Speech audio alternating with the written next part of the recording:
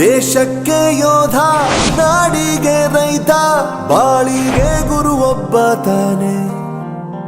ಅಕ್ಷರ ಕಲಿಸೋ, ಅಜ್ಞಾನ ಅಳಿಸೋ, ಅವನೂನು ಅನ್ನದಾತಾನೆ. ತಪ್ಪು ಸರಿಯ ತಿದ್ದಿ ತಿಳಿ ಹೇಳಿ ಸಮಬುದ್ಧಿ, ನಮ್ಮ ಚಿತ್ತ ಶುದ್ಧಿಯಾಗೋ ಹಾದಿ. ಎಷ್ಟೇ ದೂರ ಹೋದ್ರೂ ಮರಿಬೇಡ ನಿನ್ನ ಬೇರು, ನಿನ್ನ ಸಾಧನೆಗೆಲ್ಲ ಇದುವೇ ಆದಿ.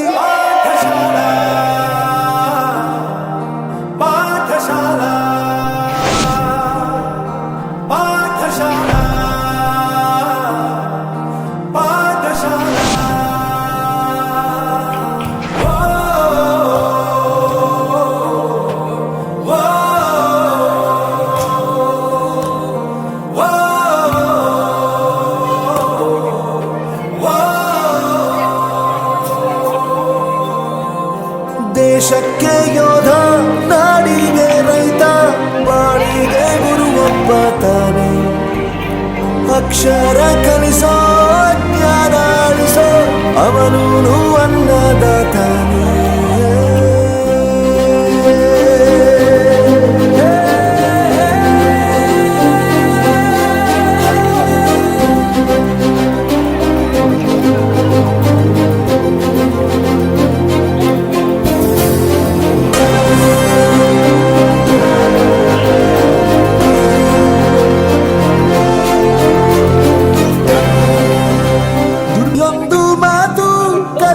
ಜಾಗ, ಪ್ರತಿ ಹೆಜ್ಜೆ ಗುರುತು ಅರಿತ ಜಾಗ, ಕನಸುಗಳ ಜೊತೆಗೆ ನಡೆದ ಜಾಗ, ಸ್ನೇಹಿತರ ಪ್ರೀತಿ ಪಡೆದ ಜಾಗ. ಎಲ್ಲರೂ ಒಂದೇ, ಇಲ್ಲಿ ಮೇಲೂ ಕೀಳಿಲ್ಲ, ಜ್ಞಾನದ ಹಸಿವಿದ್ದಾಗ ಮೊದಲು ಕೊನೆಯಿಲ್ಲ. ಮನೆಯೇ ಮೊದಲ ಶಾಲೆ, ತಾಯಿನೇ ಗುರುವು, ತಾಯಿಗೂ ಪಾಠ ಹೇಳಿದ ಗುರುವೇ ಅರಿವು. ದಾನಕ್ಕೂ ಶ್ರೇಷ್ಠ ವಿದ್ಯೆ ಎನ್ನುವುದನ್ನು ತಿಳಿದ ದೇಶ ನಮದು, ವಿಶ್ವದ ಕಣ್ಣು. ಮುಂದೆ ಗುರಿ ಇರಬೇಕು, ಹಿಂದೆ ಗುರು ಇರಬೇಕು, ನಂಬಿ ನಡೆದರೆ ಸಾಕು ಸಾರ್ಥಕ ಬದುಕು.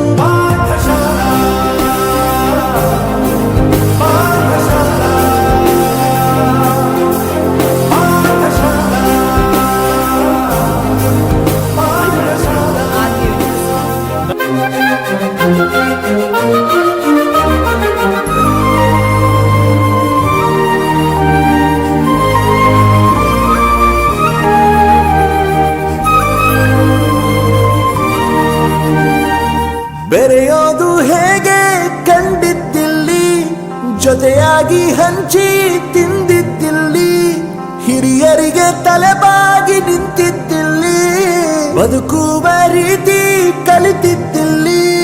ಶಿಕ್ಷಣ ಶಿಕ್ಷೆ ಅಲ್ಲ, ನಮ ಕಾಯುವ ರಕ್ಷೆ, ಪುಸ್ತಕ ಹಿಡಿದ ಕೈ ಸರಿದಾರಿಯ ನಕ್ಷೆ. ತಂದೆ ತಾಯಿ ದುಡಿಮೆ ನಮ್ಮ ಬೆಳವಣಿಗೆ, ತಿದ್ದೋ ಗುರುವಿನ ತಾಳ್ಮೆ ನಮ್ಮ ಬರವಣಿಗೆ. ಓದಿಸುವವರಿಗೆ ಮಾತ್ರ ಸಿರಿತನ ಬಡತನ ಎಲ್ಲ, ಓದೋ ಮನಗಳಿಗೆ ಯಾವುದು ಇಲ್ಲ. ಪದವಿ ಅಂಕೆ ಇದ್ದರೆ ನೀ ಗೆದ್ದ ಹಾಗಲ್ಲ, ವಿನಯ ಮೌಲ್ಯ ಎಂದಿಗೂ ಸೋಲುವುದಿಲ್ಲ.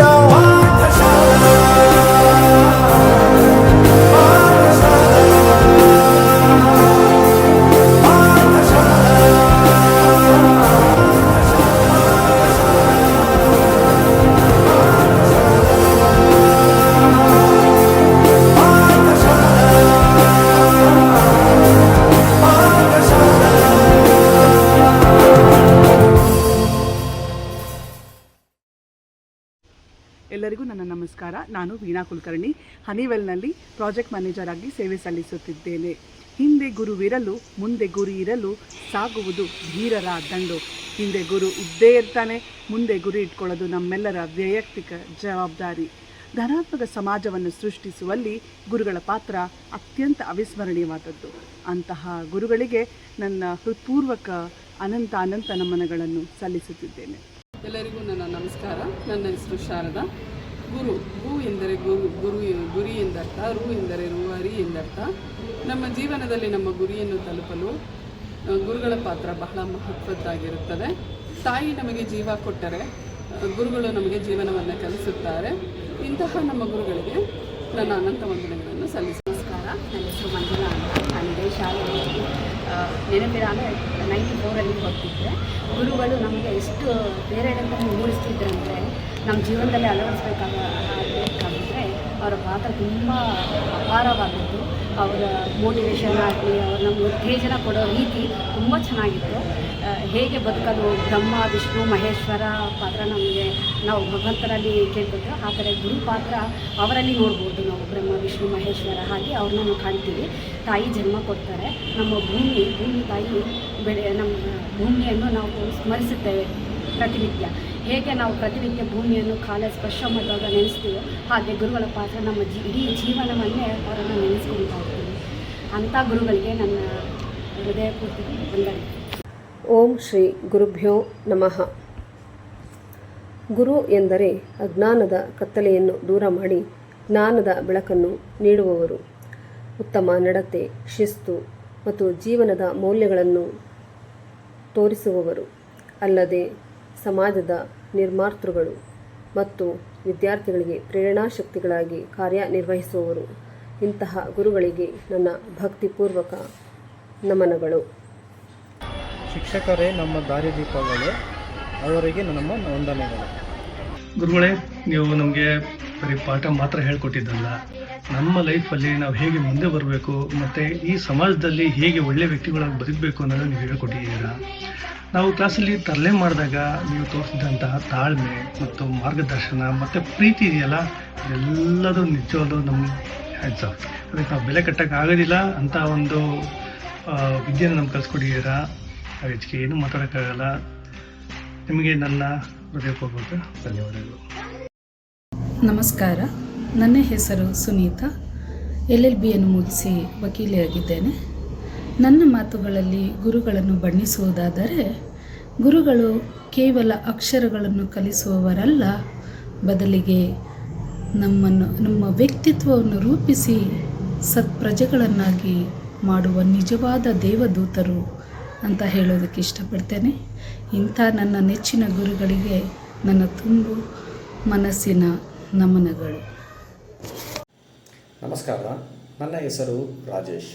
ನಾನು BCom ವ್ಯಾಸಂಗವನ್ನು ಮಾಡಿ ಕಳೆದ 20 ವರ್ಷಗಳಿಂದ ಪೊಲೀಸ್ ಇಲಾಖೆಯಲ್ಲಿ ಕಾರ್ಯನಿರ್ವಹಿಸುತ್ತಿದ್ದೇನೆ. ನಾವು ಶಾಲೆಗೆ ಸೇರಿದಾಗ ಒಂದು ಸಾಮಾನ್ಯ ಕಲ್ಲಿನ ರೀತಿಯಾಗಿದ್ದು, ನಮ್ಮನ್ನು ಒಂದು ಅದ್ಭುತವಾದ ಶಿಲೆಯಾಗಿ ಮಾಡುವಲ್ಲಿ ನಮ್ಮ ಗುರುಗಳ ಪಾತ್ರ ಮಹತ್ವದ್ದು. ಇಂತಹ ಗುರುಗಳಿಗೆ ನಮ್ಮ ಅನಂತ ನಮನಗಳು. ಧನ್ಯವಾದಗಳು. ಓಂ ಶ್ರೀ ಗುರುಭ್ಯೋ ನಮಃ. ಗುರು ಎಂದರೆ ದಾರಿ ತೋರುವ ದೀಪ. ನನ್ನ ಬದುಕಿನ ಪ್ರತಿ ದೀಪಕ್ಕೂ ನನ್ನ ನಮನಗಳು. ನೀವು ಕಲಿಸಿದ ಪಾಠಕ್ಕೆ, ತೋರಿದ ಪ್ರೀತಿಗೆ ತುಂಬು ಹೃದಯದ ಧನ್ಯವಾದಗಳು. ನನ್ನ ಹೆಸರು ಮಹಾದೇವ್ ಅಂತ. ಜೀವನದಲ್ಲಿ ಏನಾದರೂ ಸಾಧನೆ ಮಾಡಬೇಕಂತಂದರೆ ಇಬ್ಬರ ಆಶೀರ್ವಾದ ಮುಖ್ಯವಾಗಿರ್ತದೆ. ಅದರಲ್ಲಿ ಮೊದಲನೇದು ತಂದೆ ತಾಯಿಗಳ ಆಶೀರ್ವಾದ ಹಾಗೂ ಎರಡನೇದಾಗಿ ಗುರುಗಳ ಆಶೀರ್ವಾದ ಆಗಿರ್ತದೆ. ಯಾಕೆ ಅಂತಂದರೆ ಗುರುಗಳು ಹೇಳಿಕೊಟ್ಟ ಪಾಠವನ್ನು ಕಲಿತು ನಾವು ಜೀವನದಲ್ಲಿ ಈ ಮಟ್ಟಿಗೆ ಬೆಳೆಯಲು ಕಾರಣವಾಗಿದೆ. ಅಂತಹ ಗುರುಗಳಿಗೆ ನಮ್ಮ ಗುರು ವಂದನೆಗಳು. ಪೆನ್ಸಿಲ್ ಬರೆಯಲು ಕೈ ಬೇಕು, ಆದರೆ ಒಂದು ಜೀವನ ಬರೆಯಲು ಶಿಕ್ಷಕರು ಬೇಕು. ನಾವು ಇಂದು ಏನೇ ಆಗಿದ್ದರೂ ಅದರಲ್ಲಿ ನಮ್ಮ ಶಿಕ್ಷಕರ ಪಾಲು ಬಹುದೊಡ್ಡದು. ಪ್ರಾಥಮಿಕ ಶಾಲೆಯಲ್ಲಿ ಮೊದಲು ಅಕ್ಷರ ಕಲಿಸಿದ ಶಿಕ್ಷಕರಿಂದ ಹಿಡಿದು ಪ್ರೌಢಶಾಲೆಯಲ್ಲಿ ಕನಸು ಕಾಣಲು ಕಲಿಸಿದ ಶಿಕ್ಷಕರವರೆಗೆ ಪ್ರತಿಯೊಬ್ಬರೂ ನಮ್ಮ ಜೀವನದಲ್ಲಿ ಶಿಲ್ಪಿಗಳು. ಅವರ ಕೇವಲ ಪಾಠವನ್ನು ಕಲಿಸಿಲ್ಲ, ಆತ್ಮವಿಶ್ವಾಸ, ಮಾನವೀಯತೆ ಮತ್ತು ಬದುಕಿನ ಮೌಲ್ಯಗಳನ್ನು ಕಲಿಸುತ್ತಾರೆ. ಇಂಥ ಪ್ರತಿಯೊಬ್ಬ ಶಿಕ್ಷಕರಿಗೂ ನನ್ನ ಹೃತ್ಪೂರ್ವಕ ಗೌರವ, ಕೃತಜ್ಞತೆಗಳು, ವಂದನೆಗಳು. ಗುರುವೇ ನಮಃ. ನಮಗೆ ಜನ್ಮ ಕೊಟ್ಟಿರೋದು ತಂದೆ ತಾಯಿಯಾದರು, ನಮಗೆ ವಿದ್ಯೆ ಕಲಿಸಿರೋದು ಗುರುಗಳು. ಅಂತಹ ಗುರುಗಳಿಗೆ ನನ್ನ ಹೃತ್ಪೂರ್ವಕ ಗುರು ವಂದನೆಗಳು. ಗುರುಭ್ಯೋ ನಮಃ. ಗುರು ಎಂದರೆ ಜ್ಞಾನದ ಪ್ರತೀಕ. ಜೀವನದಲ್ಲಿ ನಾವು ಅನೇಕ ವ್ಯಕ್ತಿಗಳನ್ನ ಭೇಟಿಯಾಗಿರ್ತೀವಿ, ಆದರೆ ನಮ್ಮ ಬದುಕಿನ ದಿಕ್ಕನ್ನು ಬದಲಾಯಿಸೋದು ಗುರುಗಳು ಮಾತ್ರ. ಅವರು ಕೇವಲ ಪಾಠ ಹೇಳೋದಿಲ್ಲ, ಉತ್ತಮ ವ್ಯಕ್ತಿತ್ವವನ್ನು ರೂಪಿಸುವ ಶಿಲ್ಪಿಗಳು. ಅವರ ತ್ಯಾಗ, ಪ್ರೀತಿ ಮತ್ತು ಮಾರ್ಗದರ್ಶನವನ್ನು ಯಾವುದೇ ಮಾತುಗಳಿಂದ ಅಳೆಯಲು ಸಾಧ್ಯವಿಲ್ಲ. ಅಂತಹ ಶಿಕ್ಷಕರಿಗೆ ನನ್ನ ಕೃತಜ್ಞತೆಗಳು ಹಾಗೂ ಗೌರವಪೂರ್ವಕ ಗುರು ನಮನಗಳು. ಬದುಕಿನ ಅಂಧಕಾರವನ್ನು ತೊಲಗಿಸಿ ಜ್ಞಾನದ ಬೆಳಕನ್ನು ನಮ್ಮಲ್ಲಿ ಮೂಡಿಸಿ ಹೆಜ್ಜೆ ಹೆಜ್ಜೆಯಲ್ಲೂ ನಮ್ಮನ್ನು ತಿದ್ದುವ ಗುರುಗಳೆಲ್ಲರಿಗೂ ಶಿರಸಾಷ್ಟಾಂಗ ನಮಸ್ಕಾರಗಳು. ನಮಸ್ಕಾರ, ನನ್ನ ಹೆಸರು ಸುಮಾ. ಗುರು ಬ್ರಹ್ಮ, ಗುರು ವಿಷ್ಣು, ಗುರುದೇವೋ ಮಹೇಶ್ವರ ಎಂಬ ಮಾತಿನಂತೆ ನಮ್ಮ ಜೀವನಕ್ಕೆ ದಾರಿ ತೋರಿಸುವ ದೈವವೇ ಗುರು. ಅಕ್ಷರಜ್ಞಾನ ಮಾತ್ರವಲ್ಲ, ಉತ್ತಮ ಸಂಸ್ಕಾರ, ಶಿಸ್ತು, ಆತ್ಮವಿಶ್ವಾಸ ಮತ್ತು ಜೀವನದ ಮೌಲ್ಯಗಳನ್ನು ಕಲಿಸಿ ನಮ್ಮ ಭವಿಷ್ಯವನ್ನು ರೂಪಿಸುವವರು ಗುರುಗಳು. ಇಂದು ನಾವು ಸಾಧಿಸಿರುವ ಪ್ರತಿಯೊಂದು ಯಶಸ್ಸಿನ ಹಿಂದೆ ಒಬ್ಬ ಗುರುಗಳ ಆಶೀರ್ವಾದ ಮತ್ತು ಮಾರ್ಗದರ್ಶನ ಇದೆ. ಅಂತಹ ಎಲ್ಲ ಗುರುಗಳಿಗೂ ನನ್ನ ಹೃದಯಪೂರ್ವಕ ಕೃತಜ್ಞತೆಗಳು ಹಾಗೂ ಗೌರವಪೂರ್ವಕ ನಮನಗಳು. ಅಜ್ಞಾನವೆಂಬ ಅಂಧಕಾರವನ್ನು ದೂರ ಮಾಡಿ ಜ್ಞಾನದ ಬೆಳಕನ್ನು ನೀಡಿ ನಮ್ಮ ಜೀವನಕ್ಕೆ ದಾರಿದೀಪಗಳಾಗಿರುವ ನಮ್ಮೆಲ್ಲ ಗುರುಗಳಿಗೂ ನನ್ನ ಹೃತ್ಪೂರ್ವಕ ವಂದನೆಗಳು. ನನ್ನ ಪ್ರೀತಿಯ ಅಚ್ಚುಮೆಚ್ಚಿನ ಗುರುಗಳಿಗೆ, ಸ್ನೇಹಿತರಿಗೆ ಮತ್ತು ವಿದ್ಯಾರ್ಥಿಗಳಿಗೆ ಹೃತ್ಪೂರ್ವಕ ವಂದನೆಗಳು. ಗುರು ಎಂದರೆ ನಮ್ಮ ಬದುಕಿನ ದಾರಿದೀಪ. ನಮಗೆ ಯಾವ ತರ ಗುರು ಸಿಕ್ಕಿದ್ದಾರೆ ಅಂದ್ರೆ, ಈ ಚಿತ್ರವನ್ನು ನೋಡಿ. ಸರ್ಕಾರ ಮತ್ತು ನಮ್ಮ ತಂದೆ ತಾಯಿಗಳು ಸುಶಿಕ್ಷಿತ ಗುರುಗಳನ್ನು ನೀಡಿದ್ದಾರೆ. ಸರ್ಕಾರವು ಹಲವಾರು ಪರೀಕ್ಷೆಗಳನ್ನು ನೀಡಿರುತ್ತಾರೆ. ಅದರಲ್ಲಿ ಉತ್ತೀರ್ಣರಾಗಿ ನಮ್ಮ ಗುರುಗಳು ಬಂದಿರುತ್ತಾರೆ. ಈ ತರಹ ಗುರುಗಳು ಅನ್ನು ಕೊಟ್ಟವರಿಗೆ, ನಮ್ಮ ತಂದೆ ತಾಯಿಗಳು ಮತ್ತು ಗುರುಗಳಿಗೆ ಈ ತರಹ ಗುರುಗಳು ಸಿಕ್ಕಿರೋದು ನಮ್ಮ ಭಾಗ್ಯ. ಮಕ್ಕಳೇ,